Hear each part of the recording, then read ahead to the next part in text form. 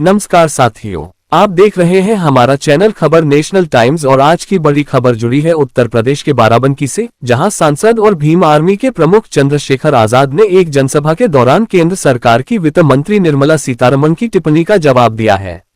बाराबंकी में आयोजित इस रैली में बड़ी संख्या में लोग मौजूद थे और मंच से चंद्रशेखर आजाद ने सरकार की नीतियों और हाल ही में दिए गए कुछ बयानों पर खुलकर अपनी बात रखी। इस पूरे मामले को लेकर सोशल मीडिया पर भी काफी चर्चा हो रही है। इसी बीच सामाजिक कार्यकर्ता सचिन बिष्टिन ने भी इस मुद्दे को लेकर एक पोस्ट साझा की है। सबसे पहले आपको वह पोस्ट पढ़कर सुनाते हैं जो सचिन बिष्टिन ने सोशल मीडिया पर लिखी है। उन्होंने लिखा, सांसद भीमा माइकीफ ने बाराबंकी की रैली से वित्त मंत्री निर्मला सीतारमण की टिप्पणी का दिया जवाब। यानी बाराबंकी की इस रैली से चंद्रशेखर आजाद ने वित्त मंत्री निर्मला सीतारमण के बयान पर अपनी प्रतिक्रिया दी है, जिसके बाद यह मुद्दा अब राजनीतिक बहस का विषय बन गया है। दरअसल हाल ही में वित्त मंत्री निर्मला सीतारमण की एक टिप्पणी को लेकर देश भर में चर्चा चल रही थी।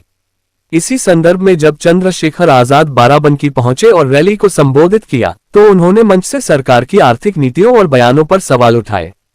अपने भाषण में चंद्रशेखर आजाद ने कहा कि देश में आज भी बड़ी संख्या में लोग आर्थिक परेशानियों का सामना कर रहे हैं।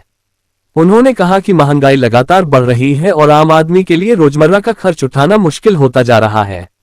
उन्होंने ये भी कहा कि युवाओं के सामने रोजगार की बड़ी समस्या खड़ी है और लाखों पढ़े लिखे युवा नौकरी की तलाश में भटक रहे हैं।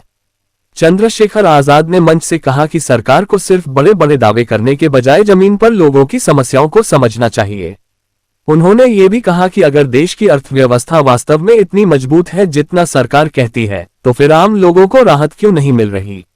रैली में मौजूद लोगों से बातचीत करते हुए उन्होंने कहा कि लोकतंत्र में जनता की आवाज सबसे महत्वपूर्ण होती है और जनता को अपनी बात रखने का पूरा अधिकार है।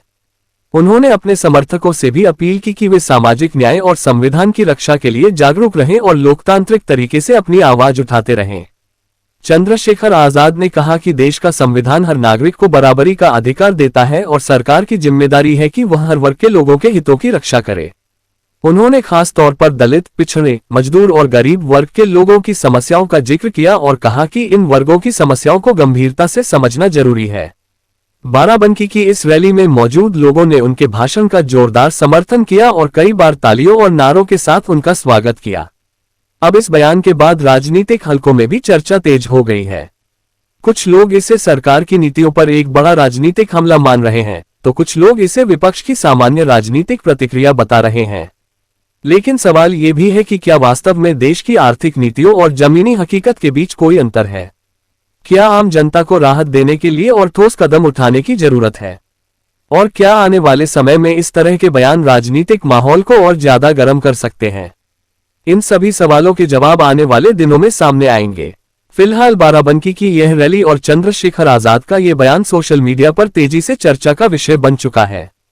आप इस पूरे मामले पर क्या सोचते हैं? क्या चंद्रशेखर आजाद की बातों में दम है या सरकार की नीतियां सही दिशा में हैं?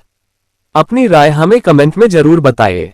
अगर आपको ये खबर महत्वपूर्ण लगी हो तो वीडियो को लाइक करें, चैनल को सब्सक्राइब करें और बेल आइकन जरूर दबाएं।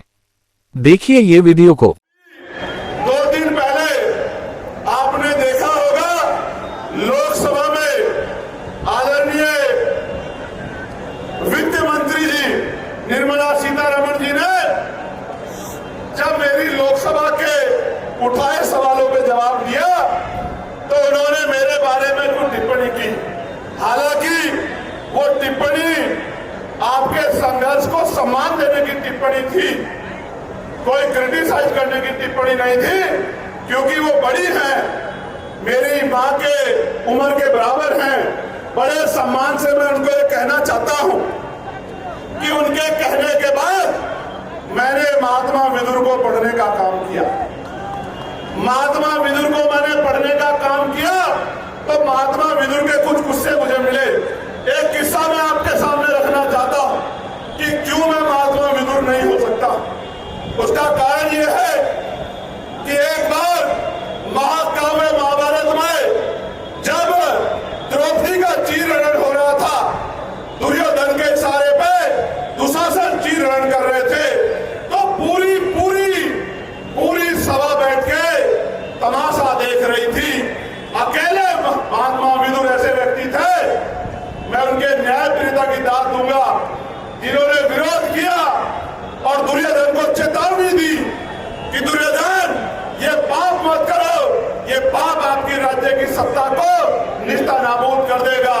मैं इसलिए मानता हूं कि मैं और महात्मा विदुर में फर्क है, क्योंकि अगर मैं होता, बाबा साहब अम्बेडकर का अनुयायी अगर उस समय होता तो उस सभा में दुशासन की टांग पे टांग धर के चीर देता, लेकिन किसी बहन बेटी का अपमान नहीं होता। मैं चुप होके नहीं बैठता, मेरा जो होता तो होता, लेकिन मैं दुर्योधन और दुशासन की टांग पे टांग धर के चीर देता, लेकिन द्रौपदी का अपमान नहीं होने देता। ये फर्क है महात्मा विदुर में और मुझ में। जब मैंने उनको आगे बढ़ा तो मुझे पता लगा कि जब कौरवों और पांडवों में, महाकाव्य में जब मैंने पढ़ा कि कौरवों और पांडवों में जब बंटवारा होने लगा तो महात्मा विदुर ने प्रस्ताव दिया कि पांडवों को 5 गांव दे दो। दुर्योधन ने मना कर दिया, फिर युद्ध हुआ। आज भी यह युद्ध है।